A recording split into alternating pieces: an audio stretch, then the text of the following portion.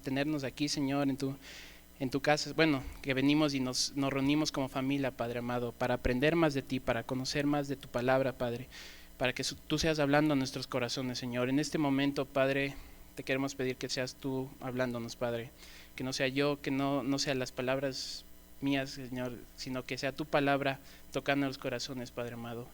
Por favor, santifica mis labios, Señor, y que para que yo pueda hablar tu palabra, Señor, que no hable las cosas que salgan de mi corazón, Señor, sino lo que está en tu palabra, Señor, y que al final pues esto pueda ser de beneficio para todos, Señor, de edificación, Padre. Te agradezco por todos los que están aquí, Señor, te pido por cada uno de ellos, Señor, por sus corazones, por sus familias, Padre, y pues estamos en tu presencia, Señor. En nombre santo y bendito de Jesús. Amén. Pues como les dije ya, el arrepentimiento es uno de los principales fundamentos o rudimentos en una vida cristiana. Es más, desde ahí donde comienza todo, se podría decir. En el Antiguo Testamento nosotros tenemos ejemplos como, por ejemplo, Jonás, ¿no? Cuando Dios le manda a Jonás a Nínive, ¿qué es lo principal o el primer mensaje que Dios le dice que le diga a las personas de Nínive? Dios les dice, diles a ellos que se arrepientan porque el juicio está cerca, ¿no? Ese es el primer mensaje que Dios pone en Jonás y en muchos de los profetas y jueces en el Antiguo Testamento. Ahora dirán, pues eso es del Antiguo Testamento, ahora ya las cosas son diferentes. Pues no, si nosotros nos acordamos de Juan el Bautista también, ¿cuál fue su primer mensaje? ¿Qué fue lo primero que dijo a todas las personas? Dijo, arrepiéntanse porque el reino de Dios está cerca, ¿no? Y no solo él, también Jesús cuando comenzó su mensaje comenzaba llamando al pueblo a arrepentirse. Y a partir de él, a partir de Jesús, pues los apóstoles, los discípulos, la iglesia primitiva, pues que predicaba el evangelio, comenzaban con el mensaje del arrepentimiento. Ahora, es necesario entender esto del evangelio porque el evangelio es el mensaje sí que tenemos en toda la Biblia, es la redención del hombre. Y este mensaje, esta redención, tiene como su centro o como su núcleo el mensaje del arrepentimiento. Somos llamados a arrepentirnos. En la actualidad el evangelismo se ha vuelto un poco simple. ¿Qué es lo que pasa con el evangelismo? Nosotros estamos tan entusiasmados por ganar almas para Cristo que a veces simplificamos mucho el mensaje y les decimos nada más, levanta tu mano si quieres ser salvo, ¿no? O haz esta oración, o pasa al frente, ¿no? O párate en tu lugar. Y nada más les pedimos como una confesión, ¿no? Como decir, creen en el Señor Jesucristo. Pero en nuestro esfuerzo por persuadir a la gente de que conozca de Jesús, de que cree en Jesús, pues no tratamos de que se vea fácil, de que sea cada vez más fácil para ellos. Hasta a veces tratamos de no mencionar la palabra juicio, ¿no? O castigo, o pecado, porque ya cuando comenzamos a mencionar eso, pues la gente se pone incómoda y ya no quiere saber nada. Entonces nosotros tratamos de hasta suavizarlo un poco. El problema de eso es que disfrazamos el arrepentimiento y el arrepentimiento es un mandato. En Marcos 1:15, ¿qué es lo que les dice Jesús qué es lo que dice Jesús a los discípulos? Dice en Marcos 1:15, si quieren búsquenlo. También creo que Jaso lo va a poner en la pantalla. ¿Sí, Jaso? Sí, Jaso. Ya va. Marcos 1:15. Para los que tengan su Biblia y lo quieran buscar, ¿qué es lo que dice? El tiempo se ha cumplido y el reino de Dios se ha acercado. Arrepentíos y creed en el evangelio. Cuando hablamos del evangelio, pues lo relacionamos con la salvación del hombre. Ahora, si ustedes me dirán, no, pues uno tiene que tener fe para ser salvo. En la Biblia dice que cree y será salvo.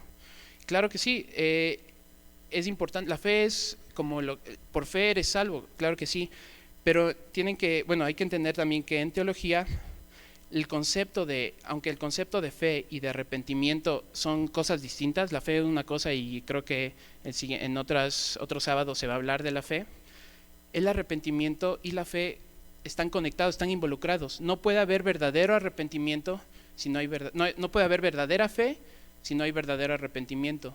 Y también la verdadera fe involucra arrepentimiento y el arrepentimiento involucra fe. Creo que ya me crucé un poco ahí, pero el punto es que siempre que hay fe debe haber arrepentimiento verdadero, ¿sí? ¿Alguien sabe a qué se refiere el término cristiano carnal? ¿Alguien ha escuchado ese término? ¿Qué es un cristiano carnal? ¿Qué? Que no es genuino, que se deje llevar por sus emociones.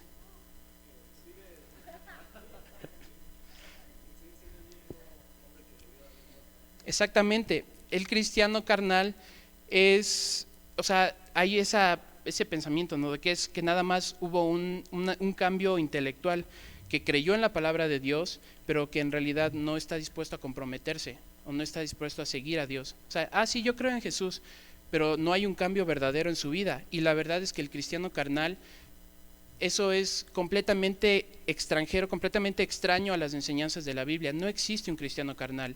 O eres cristiano o no eres cristiano, o conoces de Dios y lo obedeces, o simplemente en verdad no lo has conocido. Y eso es como un problema que hay en muchas iglesias, porque hay muchas personas que creen porque levantaron la mano, porque dijeron que sí a una pregunta, ¿no? Porque dijeron, ¿quieres ser salvo? Dices que sí, ¿no? Por hacer una oración creen que ya son salvos, y cuando en realidad no lo son. Y no quiero decir que hacer una confesión de fe es algo malo, no quiero decir que hacer esa oración es algo malo. El problema es que cuando damos a entender que es lo único que necesitamos para que seamos salvos, cuando no es así. Quiero añadir también que uno por servir, o sea, una persona por estar sirviendo en un ministerio en la iglesia, por estar viniendo todos los domingos, eso tampoco es una señal de que seamos salvos. Eso no es como... Hay muchas personas que tal vez están sirviendo en muchos ministerios y que en realidad pues nunca han conocido de verdad a Dios.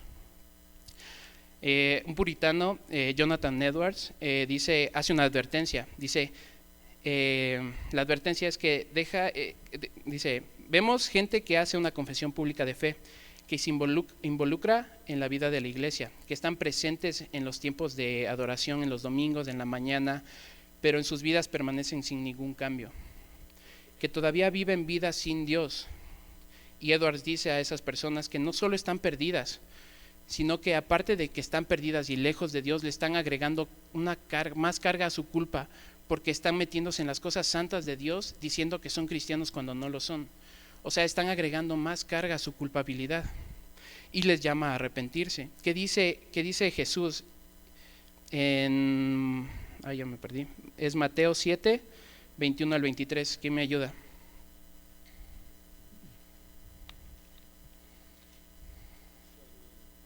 A ver. No todo el que me dice Señor, Señor, entrará en el reino de los cielos, sino el que hace la voluntad de mi Padre que está en los cielos. Muchos me dirán en aquel día, Señor, Señor, no profetizamos en tu nombre, y en tu nombre echamos fuera demonios, y en tu nombre hicimos muchos milagros. Y entonces les declararé, nunca os conocí, apartados de mí, hacedores de maldad. ¿Se dan cuenta lo fuerte que es esta declaración? O sea, si lo aplicamos al día de hoy, está diciendo que muchos se acercarán a Cristo y le van a decir, oye, yo estuve, todos los domingos fui a la iglesia, yo estuve sirviendo en este ministerio, hay personas que hasta han hablado de Dios a otras personas, yo hablé de ti a otras personas. ¿Y qué les dice Jesús? Yo no te conocí, por favor vete, porque nunca te conocí. Porque es así. ¿Esto a quién les está hablando? Les está hablando en realidad a los discípulos, y les está diciendo que o sea, una persona, un verdadero cristiano, o sea, todo eso comienza desde el arrepentimiento, cuando te arrepientes de corazón de tu pecado. Y quiero aclarar que no estoy juzgando ni condenando a nadie aquí. Cada uno puede examinar su corazón y saber pues cómo está su relación con Dios, ¿no? Lo que quiero decir con todo esto es que lo que quiero que vean es la importancia que tiene el arrepentimiento en el corazón de una persona, el arrepentimiento para una persona, y que no por haber hecho una oración ya somos salvos, ¿no? Debe haber un verdadero cambio en nuestras vidas. Entonces, entendiendo ya la importancia de lo que es el arrepentimiento, pues vamos a pasar a, pues, ¿qué es el arrepentimiento? ¿Alguien sabe qué es el arrepentimiento?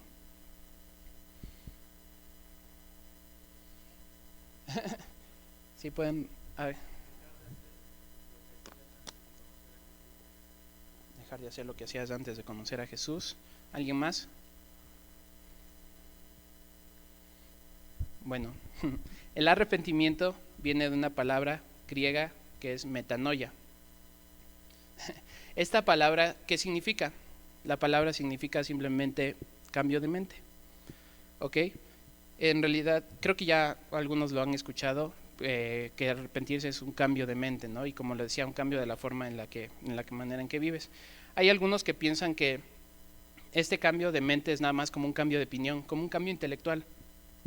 Una vez no conocí a Cristo, una vez pues yo creía que no creía que Cristo era el Hijo de Dios, leí la palabra o me compartieron de Jesús y de repente cambió mi opinión y ahora creo que Jesús es el Hijo de Dios y ya, y ese es el cambio de mente. O antes no creía en Dios, ahora creo en Dios y ahí está el cambio de mente. Pero no es tan superficial así. El arrepentimiento es, bueno, aparte de que como seres humanos somos muy cambiantes, cambiamos mucho de opinión. No sé a quién le ha pasado, pero cuando yo era pequeño yo había ciertos alimentos que no me gustaban y que después, ahora que ya pues he crecido, ya me gusta. No me gustaba la piña y una vez lo probé en la pizza y me encanta.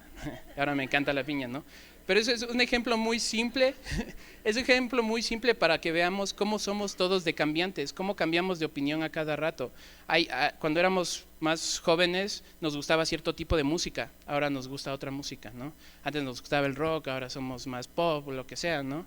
Pero siempre estamos cambiando de opinión, siempre somos muy cambiantes. Entonces decir que el arrepentimiento se refiere solo a un cambio de mente, como que es muy superficial. El arrepentimiento no es algo que solo pasa, no es algo superficial que pasa en nuestra experiencia, sino es algo que sucede en la profundidad de nuestro corazón. Es el momento en el que el Espíritu Santo atraviesa nuestro corazón con su palabra, por medio de la palabra de Dios, nos atraviesa, pasa por el mismo centro de nuestro ser y nos da una vuelta completa, nos cambia por completo. Antes caminábamos conforme al príncipe de la carne, ¿no? Al del aire, el de las potestades del aire, dice la palabra, ¿no? Antes caminábamos conforme a eso, seguíamos el curso del mundo. Lo que el mundo pensaba que era correcto, eso lo pensábamos que era correcto. Esa era nuestra vida antes. Y es algo que está pasando también en la iglesia, es que se está adentrando mucho ese pensamiento del mundo en la iglesia. Y estamos pensando a veces que somos muy cerrados como iglesia, que debemos como actualizarnos, ¿no? El cristianismo sí es muy cerrado, ¿no? Tenemos que modernizarnos, ¿no? Y es algo que está pasando en la iglesia, pero en realidad esos son pensamientos del mundo. Nosotros ahora cuando nos arrepentimos, cuando creemos en Jesús, nos arrepentimos, ¿qué pasa con nosotros? Hay un cambio completo de nuestra vida, como decía. Hay un cambio completo, entonces ahora vivimos conforme al Espíritu, en Romanos 8, ¿no? Ya no caminamos en la carne, sino caminamos en el Espíritu. Eso es un verdadero arrepentimiento. C.S. Lewis dice que un problema de este mundo es que con el humanismo y el posmodernismo es que hay muchas corrientes de pensamiento, hay muchas cosas, la gente se está llenando mucho de información, pero nunca se compromete con una idea. Y es un problema porque ya ahora en la actualidad nadie persigue la verdad, ya nadie busca encontrar la verdad, sino que ya si tú le preguntas a una persona vas a ver de muchos temas, pero nunca se va a comprometer con una idea. ¿Por qué? Porque puede ser poco tolerante o puede lastimar a otra persona, ¿no? Y hemos dejado de buscar la verdad, y parte de la verdad es, pues parte de la verdad es lo que tenemos aquí en la Biblia. ¿Y qué nos dice en la Biblia? Pues que nos arrepintamos de nuestros pecados y creamos en Jesús. Ahora, esto no significa que cuando nosotros, cuando ya nos convertimos, pues ya no pecamos nunca más, o ya no hay tentación en nuestras vidas. Eso no significa, claro que vamos a tener tentación, claro que vamos a caer, pero ya no estamos viviendo conforme a eso. Nuestra vida ya no se basa en lo que dice el mundo, ya no seguimos la corriente de pensamiento del mundo, sino que ahora obedecemos lo que está en la palabra de Dios, deseamos la palabra de Dios. Si llegamos a caernos, nos levantamos de nuevo y seguimos buscando la voluntad de Dios. Eso es un verdadero arrepentimiento. Y pues otro problema de que no estamos entendiendo también el arrepentimiento es que un cristiano en la actualidad, muchos cristianos más bien están sufriendo de lo que es la culpa, la carga de la culpa. Como no hemos arrepentido bien, no hemos entendido bien lo que es el arrepentimiento, vivimos en culpa, vivimos también cada rato recordando lo que hemos fallado, lo que hemos hecho, y no pasamos ahí. Tratamos de solucionarlo razonándolo, hablando con varias personas, ¿no? Pero no pasa de seguir esa carga en nosotros, que es esa culpa que está en nosotros, siempre está como atacándonos, ¿no? Es algo también que está pasando en los cristianos, ¿no? Una es que muchos no piensan que están pecando, hay como dos lados, ¿no? Como dos partes de esto, al no entender lo que es el arrepentimiento. Uno es que pues no le damos o sea, el pecado no lo tomamos tan en serio como Dios lo dice que es. Y el otro es que pecamos y sabemos que estamos haciendo mal y nos sentimos como culpables, pero esa culpa nunca se va de nosotros. Y pues el único remedio que hay para la culpa pues es el perdón. No hay forma de que tú te quites de esa culpa a menos que la persona a la que tú afectaste o ofendiste pues te perdone. Es la única manera de recibir quitarte esa carga. Y así como el perdón es esencial para liberarte de la culpa, para que tú puedas recibir ese perdón pues primero debes de arrepentirte. Entonces, y como lo dice en primera de Juan 1:9, ¿no? Si confesamos nuestros pecados, Él es fiel y justo para perdonarnos y limpiarnos de toda nuestra maldad. Y si te fijas bien, ahí dice, comienza con si confesamos. Cuando dice confesamos, quiere decir que estás tú diciendo del pecado, estás diciendo lo mismo que Dios dice del pecado. O sea, sabes que es algo malo y eso lo pones delante de Dios. Le dices, Señor, yo hice algo malo, yo te fallé, perdóname. Y Él es fiel y justo para perdonarnos y limpiarnos de toda nuestra maldad. Ahora quiero, para que entendamos bien cómo manifestamos apropiadamente el arrepentimiento, quiero que hablemos de un personaje. El mejor ejemplo que hay en la Biblia del arrepentimiento pues es el rey David. ¿Alguien conoce sobre el rey David? ¿Qué? Díganme.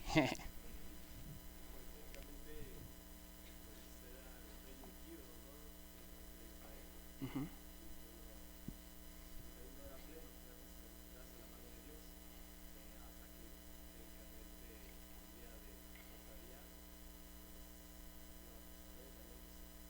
Okay. También, él era un rey, ¿no? Él era un guerrero, él era poeta, era músico, fue uno de los más grandes reyes de Israel, llevó al reino de Israel a expandirse cañón, o sea, en su tiempo el reino de Israel llegó a expandirse, o sea, llenar muchísimo territorio, alcanzar muchísimo territorio, ¿no? Es considerado como el ejemplo de rey que debe tener el reino de Israel. Que el que busca el reino de Israel, el pueblo. ¿Ah? Y también dice la palabra de Dios que era un hombre conforme al corazón de Dios. ¿Okay? Eso conocemos del rey David. Pero el rey David también es es un transgresor de la ley de Dios, como decía Víctor.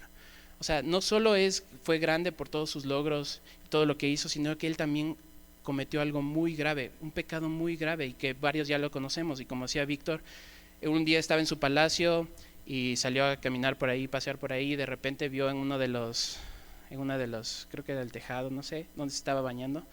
Ajá, el patio se estaba bañando Jezabel, esa es otra historia, no me hagan caso en esa historia. Betsabé, se estaba bañando Betsabé y estaba desnuda y David la deseó.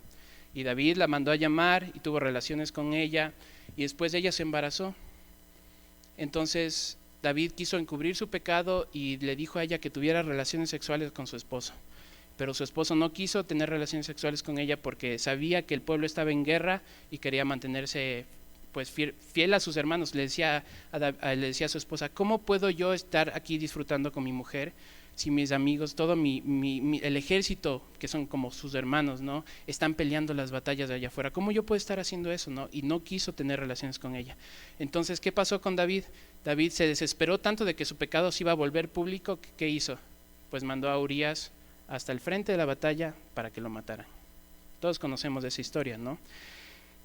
Y entonces, Jaso, ¿me ayudas porfa con 2 de Samuel 12 del 1 al 5? 2 de Samuel 12 del 1 al 5. ¿Qué es lo que pasa aquí? Esto es ya todo lo que viene después de lo que hizo David. Ya David había pecado, ya David mandó a matar a Urías, casi, ya murió Urías, ya. Y Jehová dice que envía a Natán. Jehová envió a Natán a David y viendo a él le dijo, había 2 hombres en una ciudad, el uno rico y el uno era pobre. El rico tenía numerosas ovejas y vacas, pero el pobre no tenía nada más que un solo corderito, ¿no? Que él había comprado y criado y que él había crecido con él y con sus hijos juntamente. ¿Dónde estamos? ¿Nos adelantamos? ¿Sí? Comiendo de su bocado y bebiendo su vaso. bueno, comiendo de su bocado y bebiendo en su vaso y durmiendo en su seno, y la tenía como una hija. Y vino uno del camino al hombre rico, y éste no quiso tomar de sus ovejas y sus vacas para guisar para el caminante que había venido a él, sino que tomó la oveja del otro hombre pobre, ¿no? Esa es la historia que le cuenta Natán a David. ¿Y cómo es que reacciona David? David se enoja. O sea, David le dice, ¿cómo es que este hombre, o sea, teniendo tanto, va y agarra la corderita de este hombre? No, él tiene que ser juzgado, él tiene que pagar 4 veces lo que robó. Y así y se enoja muchísimo, ¿no? Y Natán, ¿qué es lo que hace? Le queda viendo y le dice, tú eres ese hombre. ¿Qué es lo que pasó en este momento? David pudo haber, en ese momento estaba siendo confrontado. Dios le estaba diciendo, y fíjate cómo Dios actuó en la vida de David. No le dijo luego, oye, tú pecaste, sino que le contó una historia y le dijo, para que él mismo entendiera la gravedad del pecado. Y dijo, y David entonces escucha ese pecado y se enoja, porque sabe que está mal y sabe que debe ser castigado. Y después le dice Natán, fuiste tú. Entonces a él ya no tiene excusa para decirle, oye, espérate, no fue tan grave, ¿no? Dios, no, tranquilo, estamos todos bien, ¿no? David ya no tenía cómo justificarse delante de Dios. David podía haber argumentado también que, no, pues es que, si es que Dios directamente también le decía como, tú pecaste, David también podía haberle dicho, no, pues es que, no manches Dios, se pone esa chava que está bien guapa y se pone desnuda a bañarse, ¿cómo no iba a caer? Pues no. No tenía manera él de justificarse delante de Dios, porque él podía haber huido como huyó José, y eso lo sabía bien David. David dejó que la lujuria entrara en su corazón, que la lujuria encendiera una llama en su corazón, y lo siguió alimentando, porque David no es que simplemente la vio y la deseó y ya se quedó ahí la historia, sino que David la mandó a llamar para tener relaciones con ella. Entonces él abrazó el pecado. Él abrazó el pecado y después de eso quiso encubrirlo, quiso justificarlo. Entonces mandó a que ella tuviera relaciones con su esposo para que nadie se enterara que él había embarazado a la chava. Y después, ¿qué pasó? Llegó al punto de querer encubrir y justificar su pecado, que vio a Urías, que era uno de sus más fieles soldados, lo vio como su enemigo y lo mandó a matar. O sea, así de grave llegó el pecado de David. ¿Y eso a quién suena? Esto no fue una experiencia única, solo un ejemplo, el único ejemplo que pasó en la historia de la corrupción humana. Eso es algo que nos pasa a todos nosotros. Todos nosotros llegamos al punto a veces de aceptar el pecado, de abrazar el pecado y de vivir en ese pecado, siendo personas cristianas o no cristianas. Llega a pasarnos. ¿Y qué es lo que nosotros a veces solemos decir? ¿Cómo es que nosotros llegamos a justificarnos? No, pues es que eso no es tan grave. Tal vez ir a esa fiesta no es tan grave, ¿no? Solo voy con mis amigos. Yo soy cristiano y todos saben que yo soy cristiano, entonces no pasa nada. O pues voy a ver esa película. Yo sé que tiene unas escenas que no son tan chidas, pero pues yo soy maduro, yo puedo discernir. Y así nos estamos engañando a veces a nosotros mismos, nos engañamos pensando que somos demasiado maduros o demasiado firmes para resistir las cosas, la tentación del mundo, y entonces vamos abrazando el pecado. ¿Y qué vamos haciendo? Vamos pensando, no, pero es que los cristianos son muy cerrados, ya tienen que modernizarse y comenzar a tener una mente más abierta. No tiene nada de malo ir a tomarse unas copas, no tiene nada de malo ir y ponerse un poco jarras. Aparte, no soy un borracho, yo no me pongo así mal todo el tiempo, ¿no? Es un poquito nomás, como que se me sube un poco, ya, no es nada grave. Y así estamos, pues vamos fraternizando, ¿no? Vamos aceptando y abrazando el pecado poco a poco. Y después, ¿qué pasa? Después estamos mal en unas fiestas, estamos tirados, tenemos relaciones sexuales con nuestra novia, caemos en pornografía y pensamos que es algo que pasó de repente, ¿no? Como de, no manches, no sabía qué momento pasó esto, pero pasó, ¿no? Pero es que fuimos aceptando el pecado en nuestras vidas, fuimos aceptando, abrazándolo y al final, pues llega a eso, llega que nuestra conciencia, pues se vuelve cada vez más dura, cada vez es más difícil a nosotros aceptar nuestro propio pecado. Y eso es lo que pasó con David. David siguió este ciclo, siguió este juego, siguió el estar ahí como de, pues sí, no tiene nada malo, pues vamos un poquito más, quiero encubrirme, y encubriendo su pecado, sabía la culpa que tenía, pero no quería ser tampoco él, pues, humillado de cierta manera públicamente, no quería que la gente se enterara de lo que él estaba haciendo y lo trataba de encubrir cada vez con cosas peores, ¿no? Y pues no sé, ¿quiénes van aquí al gym? Yo sé que es un cambio de tema muy así grande, ya sé, pero ya van a ver a lo que quiero llegar. Espérenme un poquito, ténganme paciencia, por favor. ¿Quién de los que van al gym, quién jala, no sé, alguna barra o algo así? Bueno, Uri, ¿qué te pasa en las manos después de jalar mucho tiempo? Te salen callos, o sea, te salen ampollas, después las ampollas se secan y te quedan como callo, ¿sí? ¿A qué quiero llegar con esto? Es algo que pasa en nuestro corazón cuando vamos aceptando el pecado. Un día le decimos al pecado, o sea, cometemos un pecado y nuestra conciencia nos acusa y nos dice, eso está mal, pero nosotros tratamos de justificarnos o tratamos de no tomarlo en serio y le decimos, no pasa nada, no pasa nada. Y después volvemos a pecar y nuestra conciencia nos vuelve a acusar. Y otra vez decimos, no pasa nada, o sea, yo soy cristiano, no pasa nada.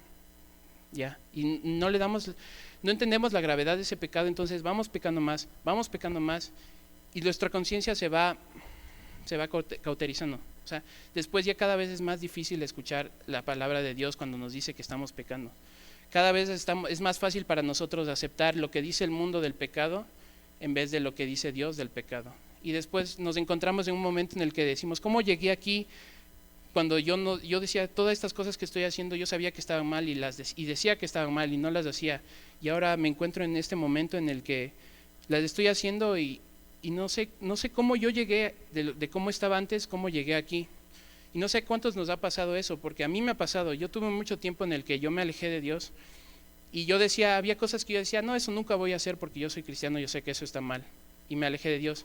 Pero me alejé poco a poco de Dios y de repente me encontraba yo haciendo cosas que yo alguna vez había dicho, eso está mal y nunca lo voy a hacer. Yo me encontraba haciendo eso. ¿Cómo? Porque yo fui metiéndole callo a mi corazón. Cada vez que yo negaba lo que Dios me decía de lo que estaba haciendo, cada vez que no aceptaba y no me arrepentía de mi pecado, pues iba generando callo en mi corazón. Y después estaba duro mi corazón y yo sabía que estaba haciendo mal, pero ya había llegado muy lejos, ya había hecho muchas cosas porque me había dejado llevar. Y esto es lo que pasa con nuestros corazones cuando aceptamos el pecado, ¿no? Y entonces,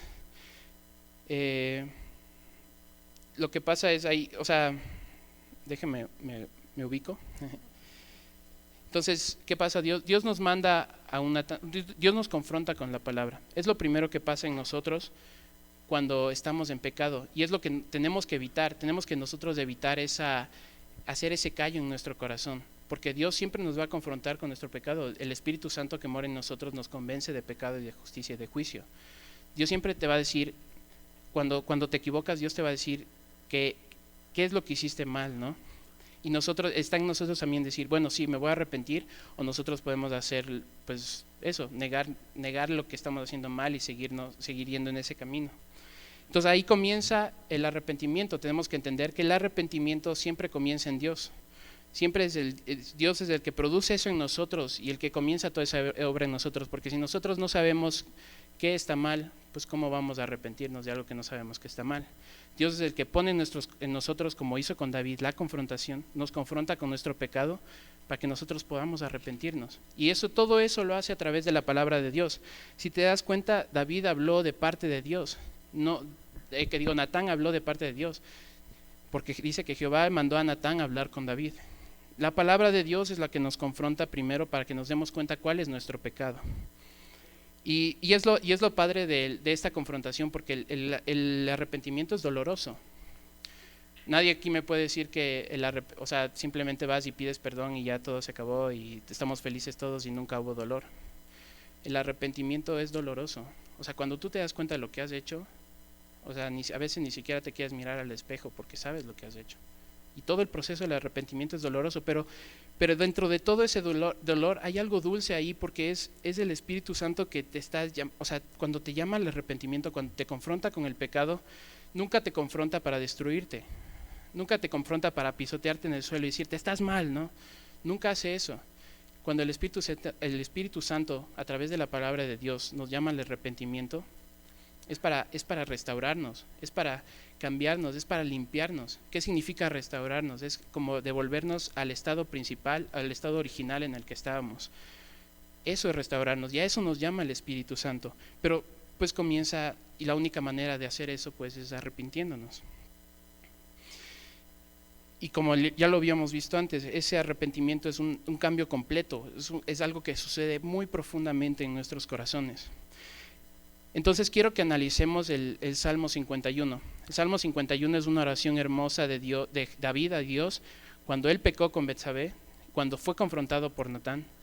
Es David, guiado por el Espíritu Santo, quiero aclarar, porque esta oración no salió de la carne de David, no salió del ser humano de David, sino que fue algo que Dios inspiró en David, utilizando todo lo que David hizo de cuando se equivocó, cuando falló y todo, y cuando fue confrontado. Dios utilizó eso y nos da uno de los ejemplos más hermosos de lo que es el arrepentimiento.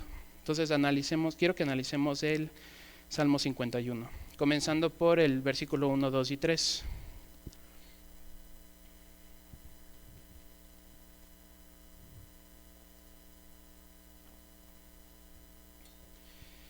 ¿Qué dice el versículo 1? A mí me gusta la versión de aquí de la Biblia de las Américas, creo que es. Me gustan mucho las palabras que utiliza y comienza diciendo: ten piedad de mí, oh Dios, conforme a tu misericordia, conforme a lo inmenso de tu compasión, borra mis transgresiones. Lávame por completo de mi maldad y límpiame de mi pecado, porque yo reconozco mis transgresiones y mi pecado está siempre delante de ti. Ahora, es importante entender, como ya lo dije antes, que esto fue algo inspirado, o sea, esto Dios lo utilizó para hablarnos a todos nosotros. Entonces aquí David no está hablando solo de sus emociones, no está hablando solo de lo que él se sentía mal y lo escribió porque se sentía desanimado, ¿no? La palabra de Dios dice que es inspirada por Dios, o sea, todo lo que está aquí es inspirado por Dios.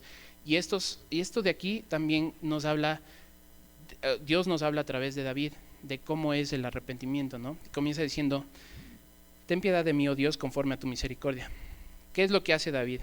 Dios le ruega a Dios por misericordia, le pide piedad, ¿no? David pudo haber dicho a Dios como de: oye, pues yo he hecho muchas cosas buenas, ¿no? O sea, yo vencí al gigante, ¿no? A Goliat. Yo perdoné a Saúl cuando él me quería matar. Yo muchas veces tuve la oportunidad de matarlo y no lo hice. O sea, yo soy buena persona, ¿no? O sea, perdóname, Dios, porque soy buena persona, ¿no? Eso pudo haberle dicho David a Dios, ¿no? Pero David sabía que esas obras que él había hecho pues no eran merecedoras de ese perdón. Él lo que hace es apelar al carácter misericordioso de Dios. Él le pide misericordia, él sabe lo que hizo, sabe también todas las cosas grandes que él ha hecho, él sabía, porque en ese momento él ya era rey de Israel, ya el reino ya se estaba expandiendo, él ya había vencido al gigante, ya había perdonado a Saúl, ya había hecho todo eso. Y aún sabiendo todo lo que había hecho y también conociendo su pecado, él no ruega no le pide ese perdón que él se merece, él le pide que él tenga misericordia de él, ¿no? Y la palabra que utiliza ahí, misericordia en el hebreo, es gesed. ¿Qué significa esa palabra? No solo significa misericordia, pero tiene un concepto mucho más rico que eso, y las veces que se utiliza se refiere a amor fiel y constante, y en realidad, y refiriéndose específicamente al amor de Dios que tiene con el pacto con su pueblo. ¿Cómo es este amor? El amor, el pacto que Dios hace con su pueblo es que Dios va a amar a su pueblo, ¿no? Va a ser su Dios, y el pueblo tiene que obedecer a Dios, tiene que amar a Dios también. Pero ahora, ¿qué pasa? Ese amor de Dios no estaba fundado, no se basaba, no dependía de cómo reaccionara el pueblo de Dios a él. O sea, si el pueblo de Dios le fallaba, ¿Dios les iba a fallar?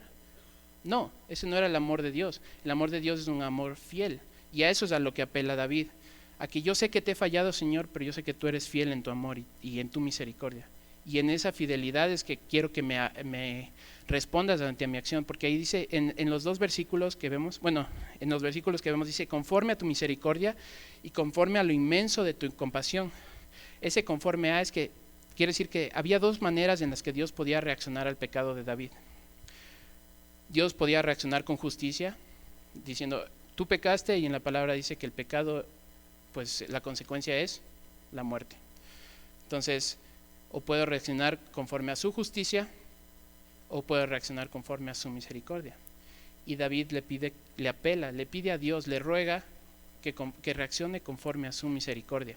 Y esto también habla de la humildad de David, porque él, a pesar de ser el rey, o sea, él siendo el rey y todo lo que tenía y todos los logros que tenía, él no puso eso delante de Dios como algo para hacerse merecedor del perdón, ¿no? Él lo dejó todo a un lado y se humilló delante de Dios, y eso es una marca de un verdadero arrepentimiento. No estamos como, no sé quién se acuerda cuando Jesús está hablando con sus discípulos, ¿no? Y les dice que hay un publicano y hay un fariseo, ¿no? Y el fariseo ora y le dice: Dios, gracias porque no soy como ese publicano pecador. ¿Y qué está haciendo el publicano? No, ni siquiera levanta su cabeza, ni siquiera regresa a ver al cielo, sino que está todo arrodillado, está todo contrito, está en el suelo y le dice a Dios: ten misericordia de mí, que soy pecador. Hay una diferencia entre los dos, porque tal vez el fariseo sabía de la misericordia de Dios, tal vez estaba aceptando que todo eso era por gracia, porque le decía: gracias Dios porque no soy así, pero en su corazón había orgullo, en su corazón estaba él: pues yo soy perdonado, Dios ya me perdonó porque yo soy, pues, conocer de la Biblia, yo soy un fariseo, yo sé, ya llevo tantos años de conocer a Dios, y él tenía de qué jactarse, ¿no? Y el publicano, en cambio, ¿qué hace? ¿Y por qué Dios usa un publicano ahí, ¿no? Porque publicano era como de lo más odiado de los judíos. Eran como, o sea, cuando decían publicano era referirse casi a la escoria de ese tiempo, de esa época, del pueblo. Entonces, y hace ese contraste entre el fariseo, que es como la representación de lo más religioso y de lo más bueno según ellos, y un publicano, un pecador, una escoria. Y después dice Jesús: ¿quién se fue a su casa perdonado? Y les hace una pregunta retórica, les dice a sus discípulos: ¿quién se fue perdonado? Pues el publicano, porque el publicano fue el que se humilló de corazón, el que tuvo esa humildad de pedirle misericordia a Dios, ¿no? Y es lo que hace David: ten piedad de mí, oh Dios, conforme a tus misericordias. Y también continuaba diciendo, ¿no? También dice ahí como conforme a la multitud de tus, en ese caso, a tu grande compasión. Me gusta que usa la palabra compasión porque es como decir, o sea, tener esa misericordia, pero no es una misericordia dura. No es como: sí, te perdono, pero ya estás, no me hables, ¿no? Sino es como, está teniendo una misericordia con David, pero es una misericordia como suave, es una misericordia con amor. O sea, Dios, cuando tiene misericordia de nosotros, no nos trata de una manera como dura. O sea, sí tenemos que ser confrontados por el pecado, y eso duele, pero durante todo ese proceso Dios siempre está con nosotros, y Dios está guardándonos también. Dios está en ese momento. Entonces él dice multitud, o en la Reina Valera es multitud de tus piedades. En la Biblia de las Américas dice conforme a la grandeza, creo que es, de tus compasiones, ¿no? Está hablando de ese carácter tierno de Dios con nosotros. Y David le pide a Dios que le limpie de su pecado. ¿Cómo se usa? En la Biblia, cuando habla de redención, cuando habla de la redención, utiliza algunas metáforas. Utiliza la metáfora de la limpieza y utiliza la metáfora como del cubrir, del borrar, ¿no? Entonces, cuando habla de limpieza, es como que el pecado está manchado, te ha manchado todo por completo, y le pide limpieza porque pide que le quite toda marca, cualquier señal de que hubo pecado ahí, ¿no? Si te manchas la ropa con algo, ¿no? Y aunque le limpies bien, ¿no? Si te queda cierta marquita, sabes que ahí te derramaste algo, ya no va a ser la misma, esa playera no va a ser lo mismo, porque sabes que ahí hubo esa marca de que estuvo sucio alguna vez, ¿no? Y David le dice: límpiame de mi maldad y borra mi pecado. Cuando dice borra mi pecado, no es que le pide a Dios que tenga amnesia y se olvide de lo que hizo. Cuando habla de que borre su pecado, borre su transgresión, es decirle a Dios que ese pecado que David cometió, que Dios ya no lo recuerde más en contra de él. Es como que si llevara a Dios un libro, ¿no? Donde se va grabando todo lo que nosotros hacemos. Y después, cuando llegamos a la presencia de Dios y estamos en el juicio, pues Dios dice: mira, aquí tengo toda la evidencia de que tú eres culpable. Y cuando David le dice a Dios: borra ese pecado, le está diciendo que no lo tengas más en contra mía. O sea, sé que he pecado, sabes que he pecado, pero ese pecado ya no está más en mi contra, ya no puede ser usado para culparme. Eso es cuando está hablando de límpiame de todo mi pecado. Y también hay verdadero arrepentimiento porque él tiene él conoce lo que hizo. Dice, porque yo reconozco mis transgresiones y mi pecado no me es oculto, ¿no? Y lo tengo delante de mí. O sea, David, a donde iba, él sabía lo que había hecho. Si él se miraba en el espejo, no sé a quién le ha pasado cuando ha hecho algo que no le agrada a Dios, que te miras en el espejo y dices, o sea, ni siquiera te quieres ver porque sabes lo que has hecho. O sea, es ese dolor, esa culpa que está en que es la que nos carcome por lo que hemos hecho, porque sabemos que hemos fallado a Dios. David lo tenía presente. David sabía lo que ha hecho, conocía la gravedad de su pecado, sabía a quién había ofendido, ¿no? Y eso es parte del arrepentimiento. En un arrepentimiento verdadero, tú conoces lo que has hecho, tú sabes cuál fue tu pecado, porque eres confrontado por Dios. Sabes cuál es tu pecado y le pides a Dios, tú le pides a Dios, le ruegas por misericordia, porque sabes que si Dios actuara con nosotros con justicia, pues todos mereceríamos la muerte. Pero Dios también actúa con nosotros con misericordia. Y bueno, el Salmo 51:4, ¿qué dice?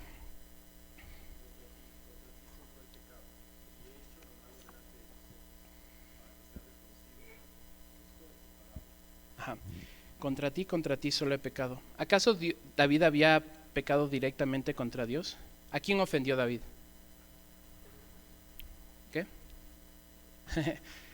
¿A quién? Pues él ofendió a su esposa. Él estaba casado y tuvo relaciones con una mujer que no era su esposa. Él ofendió a su esposa. ¿A quién más ofendió? A la familia de Urías, porque pues lo mandó a matar casi. Entonces ofendió a la familia de Urías. Ofendió a Betsabé porque él fue el que se le insinuó y le dijo, ven y ten relaciones conmigo. Ofendió a Betsabé.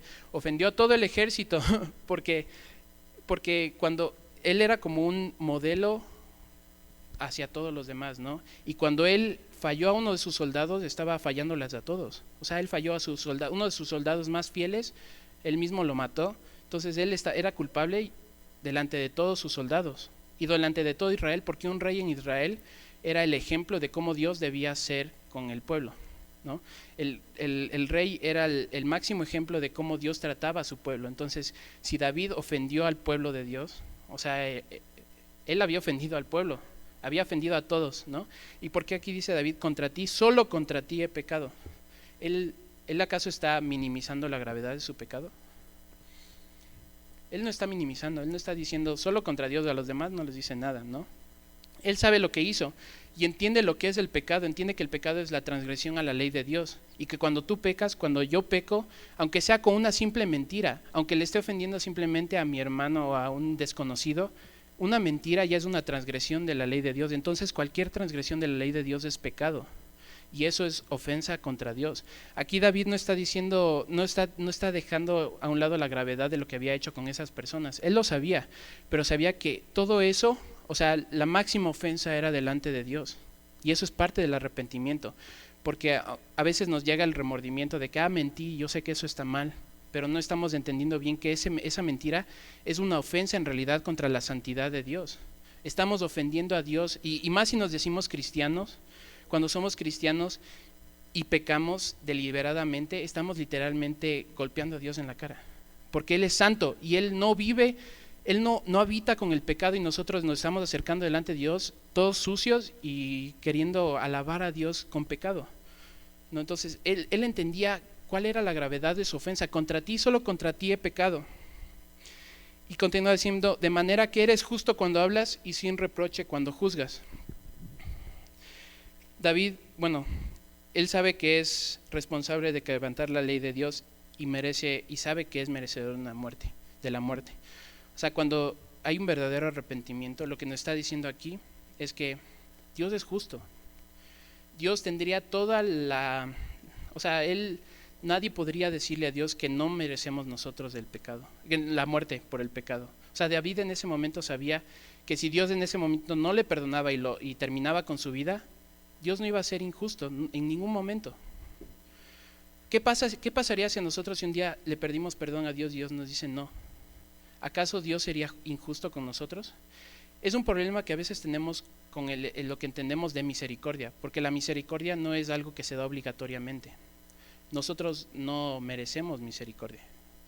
Nosotros en realidad no podemos obligarle a Dios a que nos dé misericordia. La misericordia, por definición, es algo que Dios lo da de buena voluntad. O sea, que Dios lo da si quiere. Y si no quiere, nosotros no podemos decirle que no. O sea, David sabía que él había pecado, y tan grave era su pecado que si Dios lo mataba en ese momento, él no iba a poder decirle nada a Dios. No iba a poder decirle nada en contra de Dios, porque sabía la gravedad de su pecado y que su pecado merecía la muerte. Él estaba apelando a una esperanza, a la esperanza de que Dios decía que amaba a su pueblo y que iba con el que se humillaba delante de Dios, Dios iba a tener misericordia. Él conocía eso. Entonces nosotros debemos entender que nuestro pecado merece la muerte. Y cada vez que nos arrepentimos es literalmente decirle a Dios: yo sé que merezco la muerte, Señor, pero confío en tu misericordia. Y por eso tiene mucha relación con la fe, porque estamos confiando, teniendo fe en el carácter de Dios, teniendo fe en que si Dios es amor, pero Dios también es justo, en que nosotros sí merecemos esa condenación, pero Dios puede ser misericordioso con nosotros. Y yo tengo esa esperanza y me aferro a esa esperanza porque conozco a Dios, ¿no? Y algo más increíble con nosotros que ya, o sea, lo podemos ver en la historia de la mujer adúltera. ¿Qué pasó, no? Llegan los fariseos con Jesús y le avientan a la mujer adúltera en el suelo y le dicen: fue encontrada en el adulterio. La ley de Moisés dice que tenemos que apedrearla. ¿Tú qué sugieres? ¿Y qué hace Jesús?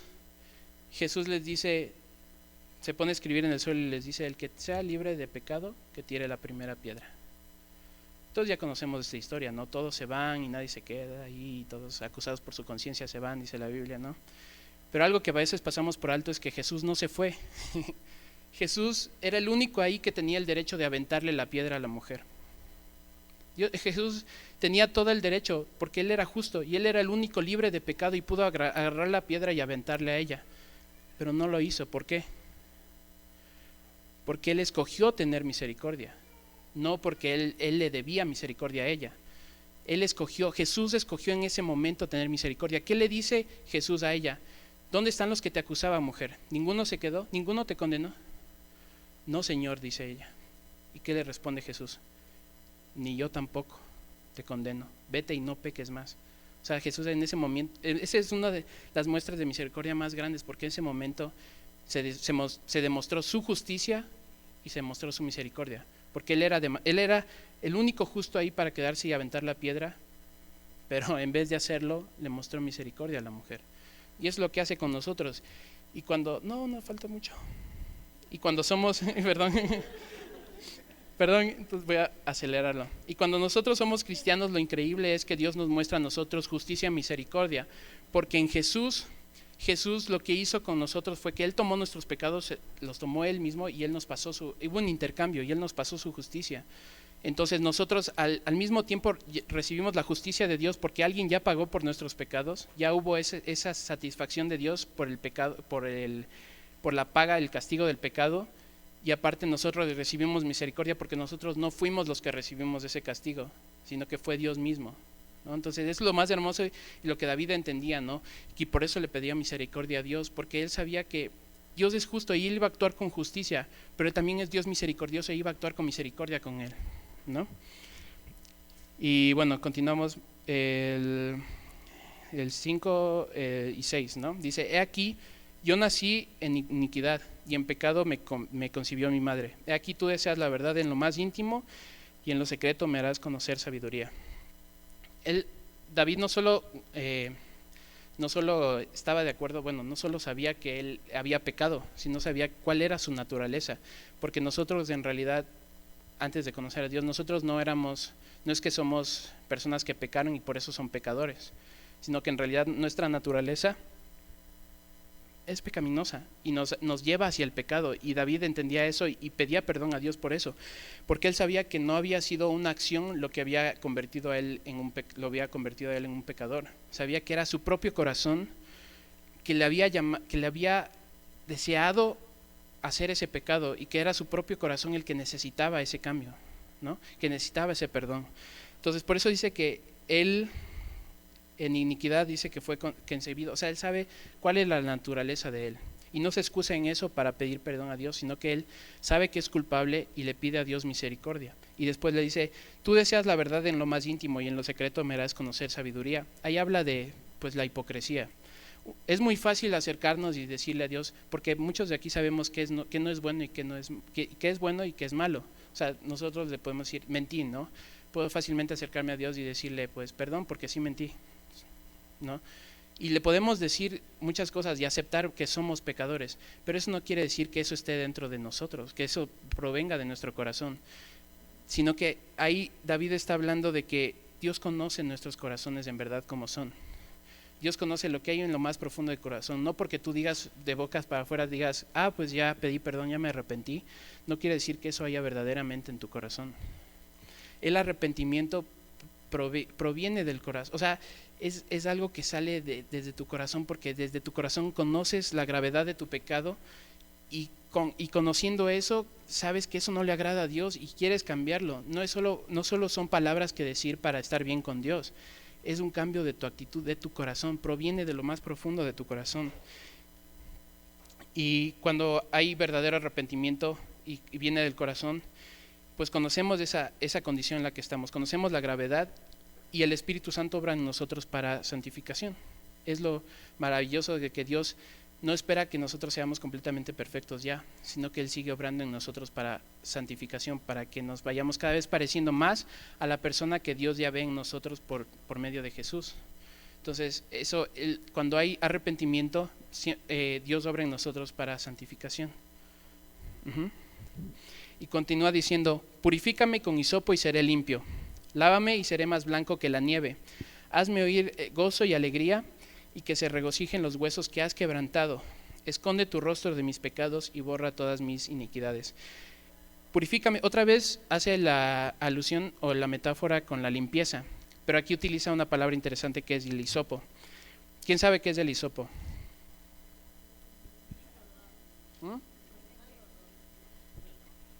Es algo que se utilizaba en el Antiguo Testamento cuando había una persona que tenía lepra en el pueblo de Dios. Esa persona salía del pueblo, tenía que estar fuera del pueblo de Dios para no contagiar a las demás personas, ¿no? Pero esa persona con lepra, cuando ya creía que estaba limpio de esa enfermedad, se acercaba con el sacerdote y el sacerdote lo lavaba así intensamente, ¿no? Como que para quitar su pecado, ¿no? Para darse cuenta en realidad que ya no había ninguna marca, no quedaba nada de la lepra, porque si no había el riesgo de que contagiara a más personas del pueblo. Entonces era ese lavado intenso de Dios, del sacerdote a la persona, para que ya quedara todo libre de cualquier rastro de la lepra. Y eso es lo que dice Dios aquí. O sea, Él está comparando la condición de su alma, la condición de su ser, con una persona con lepra. Está diciendo, Dios, o sea, mi alma está tan sucia, o sea, estoy tan enfermo, tan lleno de maldad, que parece mi cuerpo, o sea, parece mi alma como si tuviera lepra. Y necesito que me limpies con hisopo.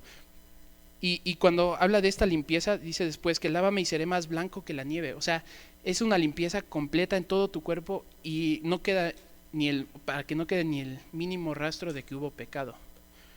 Esa es la limpieza la que pide David, ¿no? Una limpieza completa, ¿no? Sabe la condición en la que está y quiere cambiar esa condición. Y le dice a Dios, hazme oír el gozo y alegría y que se regocijen los huesos que has quebrantado. ¿Qué has quebrantado? Parte de ese... O sea, él sabe que todo esa culpa que siente es porque Dios le confrontó con su pecado. Entonces dice, ¿qué has quebrantado? O sea, ya no tengo gozo porque tú me has confrontado con mi propio pecado, ¿no? Y dice, esconde tu rostro de mis pecados.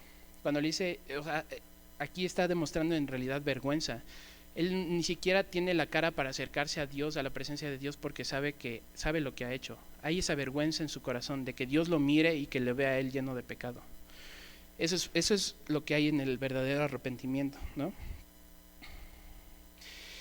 Y bueno, creo que ya no voy a alcanzar todo, ya me di cuenta. Entonces quiero saltarme al versículo 16 y 17. Dice, porque no te deleitas en sacrificio, de lo contrario yo lo ofrecería. No te agrada el holocausto. Los sacrificios de Dios son el espíritu contrito, al corazón contrito y humillado, oh Dios, no despreciarás. En el pueblo de Israel tenían la costumbre de ofrecer, cada año ofrecían sacrificios a Dios por su pecado. El problema de estos sacrificios es que no eran ofrecidos de corazón. La gente ya se había acostumbrado a nada más como de, pues no hay problema, puedo seguir pecando y al fin y al cabo, al final del año, pues le ofrecemos un sacrificio y soy perdonado. El arrepentimiento de esas personas, hay dos tipos de arrepentimiento. Hay un arrepentimiento verdadero y uno falso, obviamente. Pero el falso es como un remordimiento. Es como que yo sé que hice mal y yo sé que hay consecuencias. Entonces pido perdón porque no quiero recibir las consecuencias de mi pecado. ¿Cómo reacciona David? Dios le dice a David, te perdono, pero ¿sabes qué? Tu hijo, el hijo que va a nacer de esta relación, de este pecado, va a morir.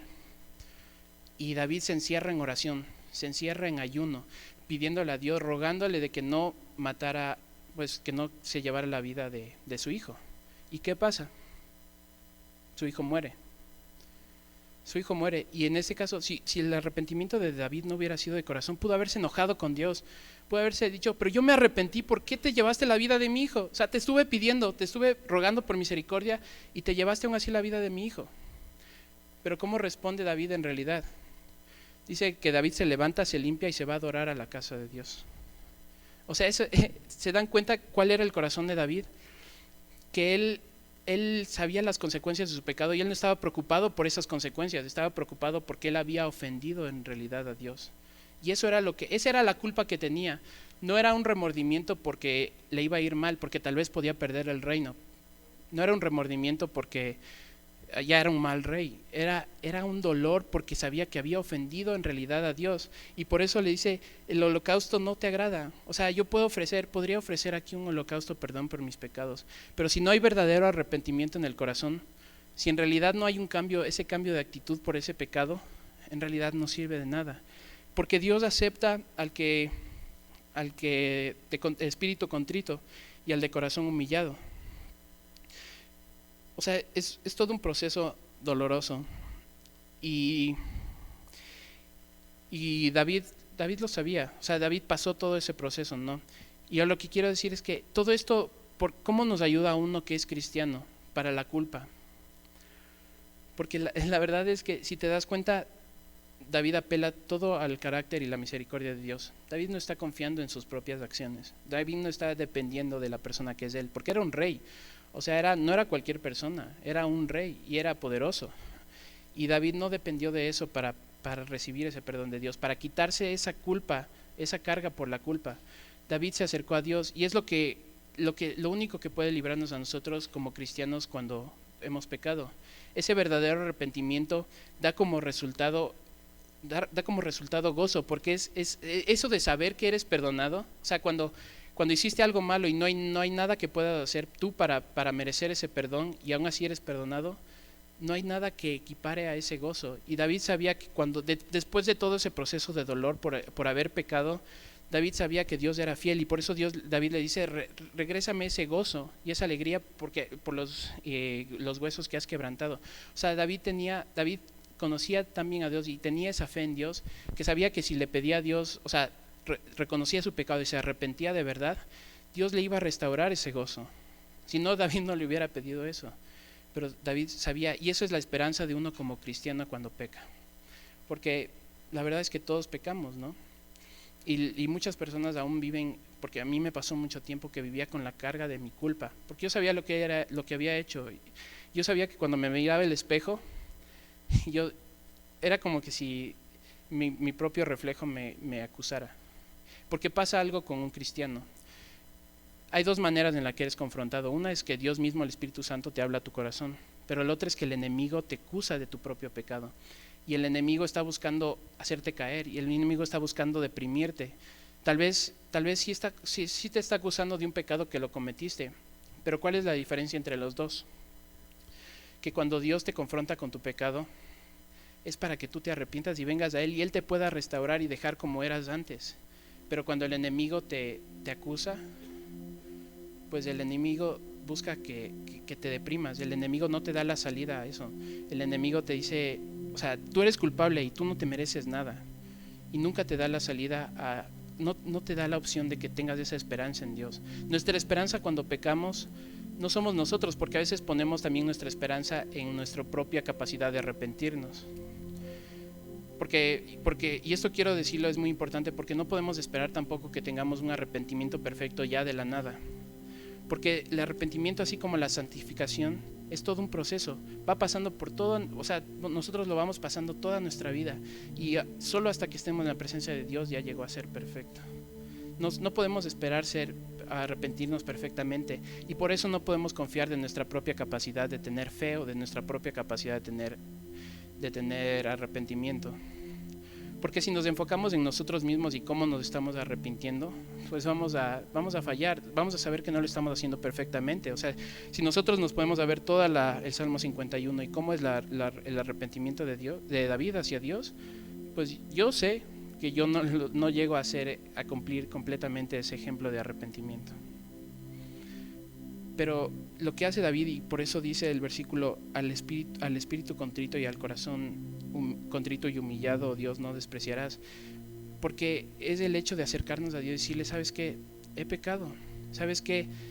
Estoy mal, ¿sabes qué? A veces ni siquiera, o sea, me gusta ese pecado, me gusta seguir haciéndolo, porque yo sé que hay chavos que a veces luchan con algo y se arrepienten y después vuelven a hacerlo y dicen, ¿qué está pasando? Y hasta dudan de su salvación, porque piensan que no son salvos porque siguen cayendo en ese pecado.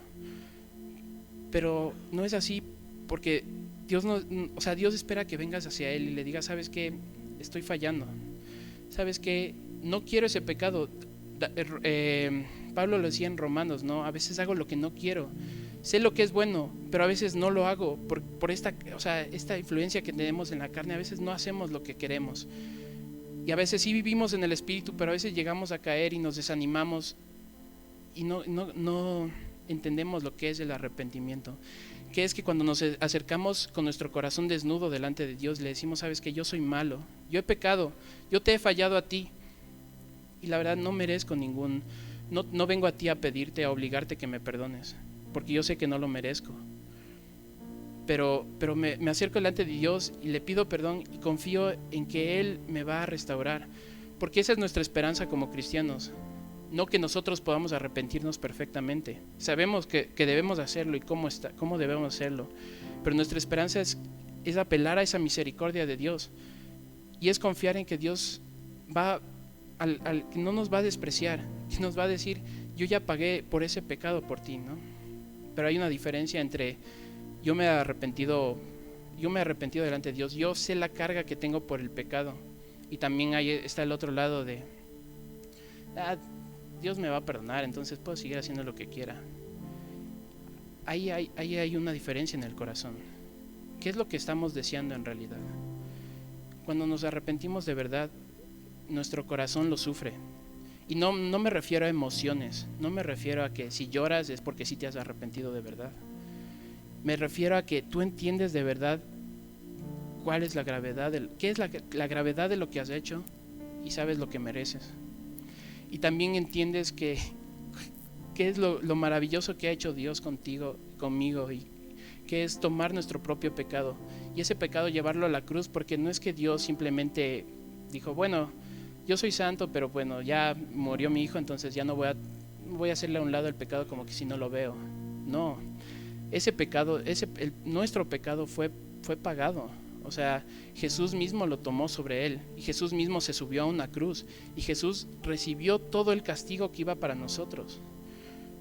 Él recibió ese castigo. Cuando Dios nos perdona, Él no está perdonándonos porque está diciendo, bueno, ya no lo va a tomar en cuenta. Él no está perdonando porque ese precio ya fue pagado, y Él se está manteniendo justo ahí con nosotros, y Él también nos está mostrando esa misericordia. Eso es verdadero arrepentimiento. Y quiero que pues nos levantemos, por favor, vamos a orar.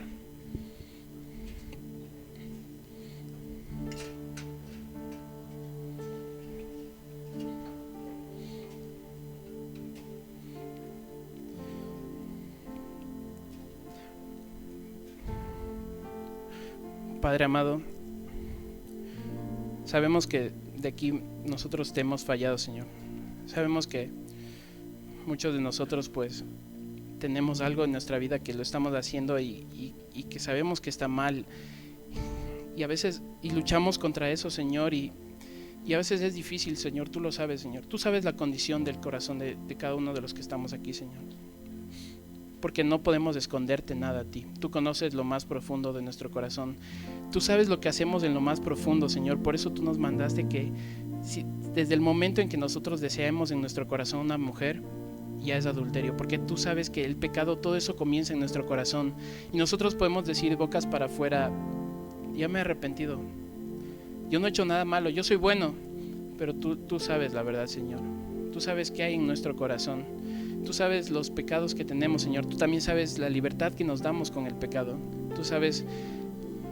Tú conoces que a veces no tomamos en serio lo que dice tu palabra, lo tomamos muy a la ligera y no vivimos una vida que te agrada a ti. Pero en este momento también sabemos que tú eres misericordioso, Padre. Sabemos que si nos acercamos a ti con un corazón humillado, Señor, reconociendo lo que hemos hecho, tú no nos desprecias a nosotros, Señor, sino que nos limpias de todo nuestro pecado, Señor. Nos pones vestiduras blancas como si nunca hubiéramos hecho nada, Señor. No hay marca en nosotros de nuestro pecado, Señor. Y hay un cambio en nuestro corazón porque sabemos que no queremos ofenderte más así, Señor. Sabemos que no queremos volver a hacer eso, Padre. Te pedimos que produzcas en nosotros un verdadero arrepentimiento, Padre amado. Que podamos entender que la salvación, que toda la fe en realidad, Señor, comienza con el arrepentimiento, sabiendo que yo soy un pecador, Señor, y que yo tengo necesidad de un Salvador. No hay manera de que entendamos que debemos ser salvos, que necesitamos salvación sin antes entender que hemos pecado, Padre. Hemos pecado. Y tú pudiste haber reaccionado con nosotros con justicia y a todos haber dado el castigo que merecíamos. Pero tú reaccionaste con misericordia con nosotros y nos enviaste un Salvador. Y ese es el Evangelio, Señor, que nosotros hemos pecado, que nosotros somos culpables y merecemos la muerte. Pero tú tomaste ese pecado sobre tus propios hombros y fuiste a una cruz. Y no solo moriste una muerte física en una cruz, Señor, sino que recibiste toda la ira de Dios que estaba reservada para nuestro pecado. Tú recibiste toda esa ira sobre ti, Padre, para que si nosotros creemos en ti, creemos en lo que tú hiciste en nuestras vidas, nosotros podemos ser salvos, Señor. Tu palabra lo dice, Padre amado. Así que en este momento queremos arrepentirnos de nuestro pecado, Señor. Sabemos la gravedad, conocemos la gravedad, pero queremos rogarte, queremos suplicarte y apelar a tu misericordia, Padre. Ten misericordia de nosotros, Señor, y límpianos de nuestra maldad. Haznos entender la gravedad de nuestro pecado, Señor, para que no volvamos al mismo camino, Señor. Nosotros hemos sido, cada uno de los que aquí, cada cristiano ha sido regenerado, Padre. Ha renacido, ya no vive conforme al mundo, ya no vive conforme a la carne, Señor, sino vive en el Espíritu, Padre. Ya no somos los mismos que éramos antes, Señor. Y sabemos que eso es todo gracias a la obra que tú has hecho en nosotros, Señor. A la obra santificadora que hace el Espíritu Santo, Señor, por medio de la palabra en nuestros corazones, Padre. Te pedimos que seas tú perdonándonos, Señor, perdonándonos y cambiando nuestros corazones, Señor, poniendo un corazón de carne, Señor, para que seamos sensibles a tu palabra, para que deseemos agradarte, Señor, que no demos a torcer nuestro pie a nada, Señor amado, que no aceptemos nada que provenga del mundo, ningún pensamiento que provenga del mundo, Señor, y lo pongamos sobre lo que es tu palabra, Señor. Queremos saber qué es, queremos obedecer lo que tú dices que es bueno, Señor, y rechazar y odiar lo que tú dices que es malo, Padre. Transforma nuestros corazones, Señor amado, y llénanos de ese gozo, Padre, de ese gozo de saber que somos perdonados porque tu palabra lo dice, porque tú eres fiel, Señor, porque tu amor es fiel con nosotros, Señor, y nunca fallas. Aunque nosotros te fallemos, tú nunca fallas, Señor. Tú nunca nos fallas, Padre amado. Sabemos que podemos confiar en ti, tenemos esa esperanza en ti, Señor, porque sabemos quién eres tú, Padre. Devuélvenos el gozo, Señor, para aquí todos los que tengan esa carga por la culpa, Padre amado. Devuélveles el gozo, Señor, que puedan sentir otra vez esa alegría y ese gozo en sus corazones, Señor, y que puedan saberse perdonados, Señor, que puedan entender cuán privilegiados son de recibir tu perdón, Padre amado, de recibir perdón en vez de juicio, Padre amado, y que ese mismo perdón, eso mismo que hemos recibido, lo queramos compartir a otros, Padre, que queramos mostrarles a los demás cuál es la verdad sobre ti, Señor, y qué es lo maravilloso que has hecho por nosotros, Padre, que nos has permitido arrepentirnos, que nos has llevado al arrepentimiento, Padre, y a una vida nueva, Señor. Límpianos por completo, Padre, que no quede ningún rastro en nosotros de esa maldad, Señor. Y te lo agradecemos todo, Señor, por Cristo Jesús, Señor, por lo que Él hizo en la cruz por nosotros, Señor. Que su nombre sea exaltado, Señor, que su nombre sea alabado, Padre, porque no hay otro nombre tan increíble, tan maravilloso como el de Jesús, Señor. No hay nadie que haya hecho algo por nosotros como lo hizo Él. Y sabemos que tenemos esa esperanza viva en ti, Padre, porque Cristo está vivo.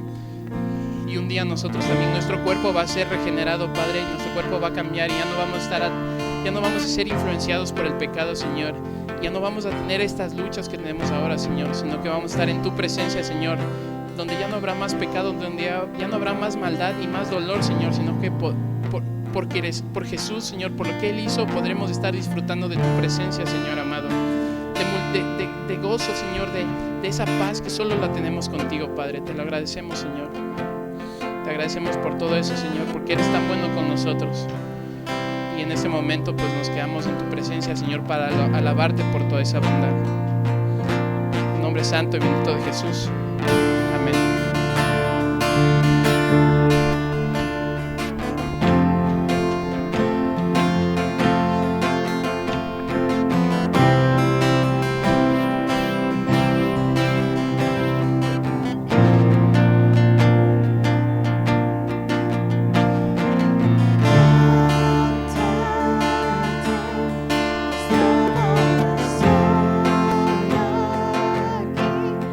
Se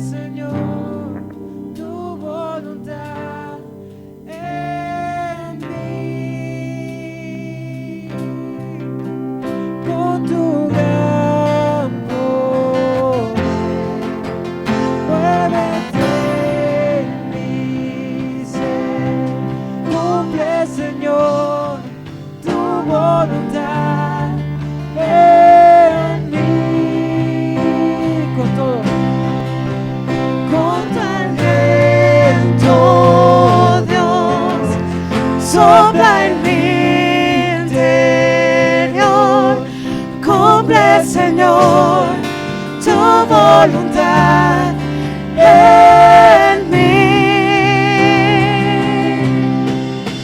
Con tu gran poder, muévete en mi ser, cumple, Señor, tu voluntad en mí.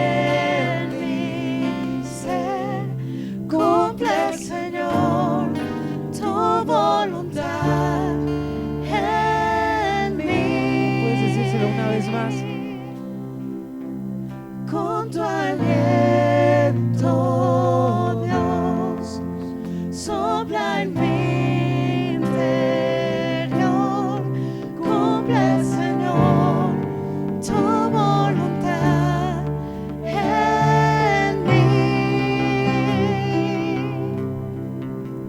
Con tu gran poder, muévete en mí. Cumple, Señor, tu voluntad en mí. Cumple, Señor, tu voluntad en mí. A ti me rindo, a ti me rindo. Quiero conocer,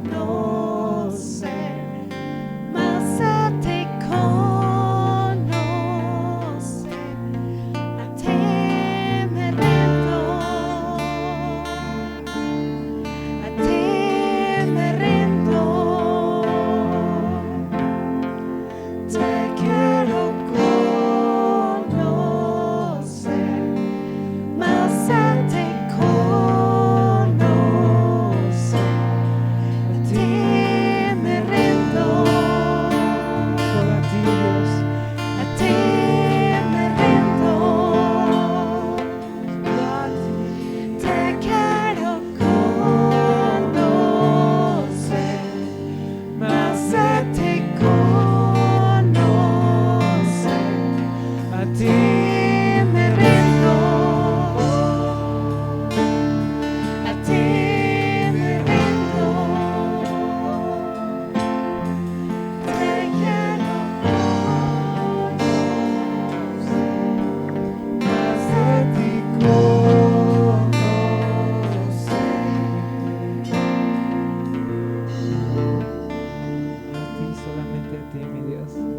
Gracias, Padre.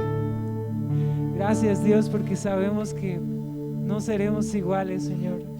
Y la base para el arrepentimiento, Señor, es entregarnos completamente a ti, Dios. Rendición completa a ti, Padre, a tu voluntad. Padre, dejar de confiar en nosotros, Dios, y confiar plenamente en ti, mi Señor. Gracias por lo que has hecho en esta tarde, Señor. Gracias por lo que has hecho en cada uno de nosotros. Vamos a perseverar en ti, mi Dios. Gracias, Padre, en el nombre de Jesús. Amén. Dale un aplauso fuerte. Dale un aplauso fuerte. Dale un aplauso fuerte. Dale un aplauso fuerte. Dale un aplauso.